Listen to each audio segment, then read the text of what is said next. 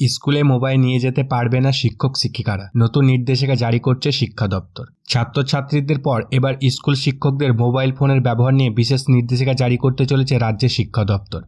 বিস্তারিত জানতে আজকের এই ভিডিওটি প্রথম থেকে শেষ পর্যন্ত দেখো, আর লাইক কমেন্ট শেয়ার করতে ভুলো না, আর পারলে একটা সাবস্ক্রাইব করো, তাহলে আমারও তোমাদের ইনফরমেশন দিতে ভালো লাগবে। আর হ্যাঁ, কারো যদি কোনো সাবজেক্টে প্রবলেম থাকে কমেন্টে জানিও, সেটা সলভ করে ভিডিও দিয়ে দেওয়া হবে।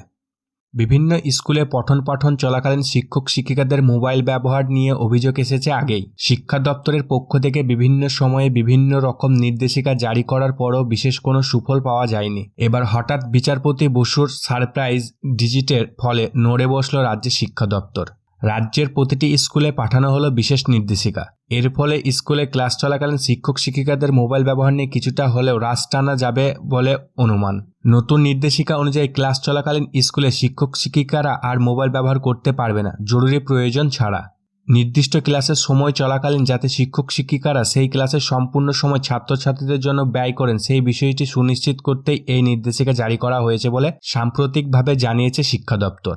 এর ফলে ক্লাস চলাকালীন শিক্ষক শিক্ষিকারা অহেতুক মোবাইল ফোনের ব্যবহার করতে পারবেন না। পরবর্তী সময়ে এই বিষয়ে কোনো অভিযোগ এলে নির্দিষ্ট এলাকার স্কুল পরিদর্শকরা বিষয়টি খতিয়ে দেখবেন বলে জানানো হয়েছে।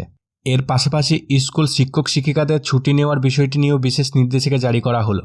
অনেক স্কুলে দেখা গেছে শিক্ষক শিক্ষিকার সংখ্যা যথেষ্ট পরিমাণে হলেও একই দিনে অধিক সংখ্যক শিক্ষক শিক্ষিকা ছুটি নেওয়ায় ওই স্কুলের পঠন পাঠনে বিঘ্ন ঘটে। সূত্রের খবর, এই বিষয়টি নিয়েও নতুন নির্দেশিকা জারি করছে শিক্ষা দপ্তর।